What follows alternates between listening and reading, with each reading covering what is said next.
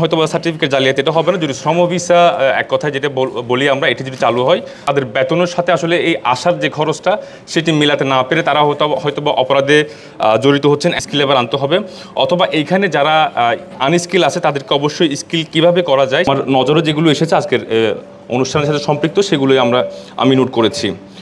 শুরুতেই বলা হয়েছিল যে 1974 সাল থেকে আমিরাতের সাথে বাংলাদেশের দ্বিপাক্ষিক যে সম্পর্কের সূচনা হয়েছিল সেটি পরে গিয়ে ব্যবসা বাণিজ্য এবং কর্মসংস্থানের সৃষ্টি হয়েছে এখানে, যার মাধ্যমে আসলে বাংলাদেশিদের ভাবমূর্তি এখানে উজ্জ্বল হয়েছিল।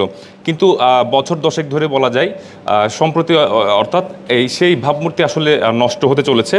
তাই আজকের এই আয়োজন এখানে বেশ কিছু বিষয় উঠে এসেছে কিভাবে আসলে কি করা যায়, যেমন দক্ষতা বৃদ্ধি করার ক্ষেত্রে কি করা যায়, রাজনৈতিক প্রতিহিংসা এখানে অনেক ক্ষেত্রেই দেখা যায় এবং বিভিন্ন কোন্দল এখানে রাজনৈতিক প্রতিহিংসার জন্য হচ্ছে। একই সাথে কিন্তু বিভিন্ন আয়োজনে এখানে বিনা অনুমতিতে বিভিন্ন আয়োজন করা হয় যেখানে আসলে বিভিন্ন ধরনের সমস্যাগুলো বিশৃঙ্খলা হয়। এখানে আমিরাতের আইন সম্পর্কে আসলে প্রবাসীদের সঠিক ধারণা দেওয়ার জন্য আসলে কিভাবে কি করা যায় সহ বিভিন্ন বিষয় আসলে জালিয়াতির ব্যাপারেও এখানে উঠে এসেছে। তবে আরও একটা বিষয় এখানে উঠে এসেছে, সার্টিফিকেট জালিয়াতি করার কারণ মূলত যেটি হচ্ছে শ্রম ভিসা চালু না থাকার কারণেই অনেক প্রবাসীরা আসলে এই পন্থার অবলম্বন করছেন, যেটি আসলে আমাদের জন্য খুবই দুঃখজনক। তো অনেকেই বলছেন হয়তো সার্টিফিকেট জালিয়াতি এটা হবে না যদি শ্রম ভিসা এক কথায় যেটা বলি আমরা এটি যদি চালু হয় তাহলে হয়তো এই বিষয়টা হয়তো আমরা কাটিয়ে উঠতে পারবো। সেই বিষয়ে যারা চাচ্ছিলেন অনেকে এখানে অনেক বক্তারা যে এই বিষয়ে হয়তো মিশনের পক্ষ থেকে হয়তো কোনো উদ্যোগ নেওয়া হবে যে আমিরাত সরকারকে বোঝানোর ক্ষেত্রে। আরও একটি বিষয় হচ্ছে কনসুলেটে সেফ হোম রাখার ব্যাপারেও এখানে কিন্তু উঠে এসেছে আলোচনায়।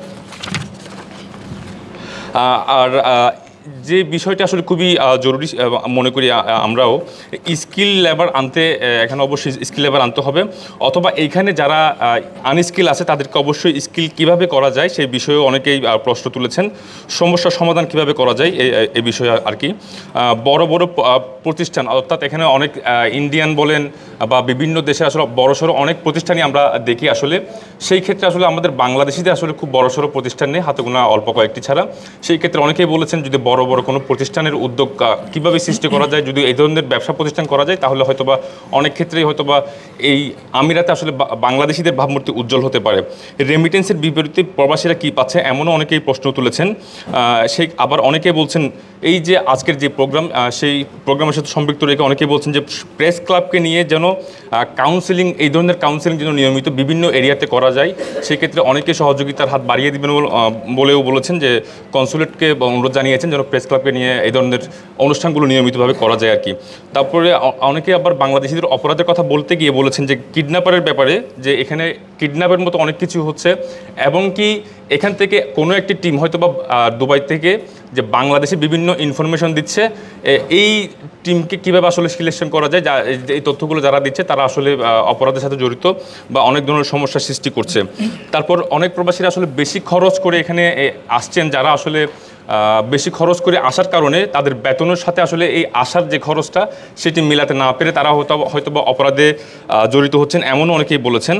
তারপর নামমাত্র ফ্রি ভিসা নিয়েও আমরা অনেকেই ফ্রি ভিসা বলতেই মনে করি হয়তো বা ফ্রি ভিসা আছে, কিন্তু ফ্রি ভিসা বলতে কিছুই নেই। নামমাত্র ফ্রি ভিসা বলে আমরা অন্যত্র কাজ করার ক্ষেত্রে অনেকে আমরা ডিপোর্ট ভিসা থাকা সত্ত্বেও ডিপোর্ট হয়ে যাচ্ছে, এই বিষয়গুলো উল্লেখ করেছেন। কিন্তু এটি আসলে আমাদের ভাবমূর্তি খুবই নষ্ট হচ্ছে, এ ব্যাপারে অবশ্যই সচেতনতা সৃষ্টি করতে হবে এবং শুধু কনসুলেট এবং দূতাবাসকে দোষ না দিয়ে যারা সাধারণ প্রবাসীরা আছে তারাও বলছেন নিজেদের স্ব ক্ষেত্রে অবশ্যই কাজ বা সচেতনতার সেই কাজ চালিয়ে যেতে হবে। শুধু কনসুলেটকে তারা দোষারোপ বা দূতাবাসকে তারা দোষারোপ করছেন না, এমন অনেক বক্তব্য এসেছে। তারপর অ্যাওয়ারনেসের জন্য বিভিন্ন লেবার ক্যাম্পে অথবা সংগঠনগুলোর কাজ করতে হবে, যেটা সাংস্কৃতিক মাধ্যমে হতে পারে, বিভিন্নভাবে হতে পারে, এমনও কথা উঠে এসেছে। তারপর মিশনের পেজগুলো যেগুলো আছে অফিসিয়াল পেজে, সেখান থেকে বিভিন্ন অ্যাওয়ারনেস যেগুলো আছে সেগুলো কীভাবে প্রচার করা যায় সে ব্যাপারেও তারা দৃষ্টি আকর্ষণ করেছেন। কনসুলেটের প্রেস উইংয়ের সাথে আমিরাতের সুসম্পর্ক তৈরির ব্যাপারেও এখানে কথা উঠে এসেছে এবং বিভিন্ন ইনফ্লুয়েন্সার যারা এখানে আছে সংযুক্ত আরব আমিরাতে বাংলাদেশিরা বিভিন্ন সেটা টিকটক হোক, ফেসবুক হোক, ইউটিউব হোক, যে কোনোভাবেই হোক না কেন, তাদের সাথে আসলে একটা সম্পর্ক তৈরির মাধ্যমে কিভাবে এই বিষয়টা আসলে তাদের মাধ্যমে আসলে প্রচার করা যায় সেই বিষয় এখানে উঠে এসেছে। তারপর আরও একটি বিষয় হচ্ছে জরুরি, যেটা আমরা হয়তোবা আমাদের চোখে সেটি খারাপ লাগে না, সেটা হচ্ছে লুঙ্গি নিয়ে। অনেকে লুঙ্গি পরে বিভিন্ন বাইরে, অর্থাৎ ঘরের বাইরে, যেটা আমাদের ঘরের পোশাক, সেটা পরে আসলে এখানে যদিও এদের কানুন অনুযায়ী সেটা অপরাধ, আমরা সেটা নির্দ্বিধায় আমরা বাইরে যাই, সেই বিষয় এখানে উঠে এসেছে। সেই বিষয়ে আসলে নিষেধ করা যাবে না, সচেতনতা সৃষ্টি করতে হবে, এমনটা বলা হয়েছে। লাশ পাঠাতে গেলে আমরা অনেক সময় দেখি যে এখানে টাকা তুলে লাশ পাঠানো হয়, সেটা আসলে আমাদের জন্য ভাবমূর্তি খুবই নষ্ট করছে। তো অনেকে বলছেন যে এইটি সরকারিভাবে কোনো উদ্যোগ নেওয়া যায় কিনা। তারপর কোনো বিভিন্ন টাইপিং সেন্টারে ভিসা সংক্রান্ত অনেক কাজ করা হয়, যেগুলো হয়তো বা বিভিন্নভাবে হয়তো দুর্নীতির সাথে ভিসা বিক্রি করতে গিয়ে, অথচ এরা ভিসা বিক্রি করছে, কাজ দিচ্ছে না। তো এই বিষয়টা হয়তো বুঝতে চেয়েছেন। তো এই ধরনের দুর্নীতি যারা আছেন তাদেরকে আসলে শনাক্ত করে কোনো ব্যবস্থা নেওয়া যায় কিনা সেই বিষয়েও বলেছেন। তারপর প্রবাসীদের জন্য অ্যাপস তৈরি করা যায় কিনা। বিমানের ভাড়া বৃদ্ধিতে প্রবাসীরা হিমশিম খাচ্ছেন, এ বিষয়ে অনেকে বলেছেন। অর্থাৎ অনেক সময় দেখা যায় বিমানের ভাড়া খুবই অনেক সময় দেখা যায় বিমানের ভাড়া খুবই বেশি এবং বাংলাদেশ থেকেও আসার ক্ষেত্রে ভাড়া দ্বিগুণ গুনতে হয়। সেই বিষয়ে অলরেডি আপনাদেরকে বলা হয়েছে এবং রিজিওনাল ম্যানেজার যিনি ছিলেন উনি এ বিষয়ে আপনাদেরকে বিবৃতি দিয়েছেন। তারপর যারা অপরাধ করে তাদের নামে প্রচারণা করতে গেলে যেন লজ্জায় পড়ে এমন কাজ করতে হবে, অর্থাৎ প্রচার করতে হবে ছবি দিয়ে।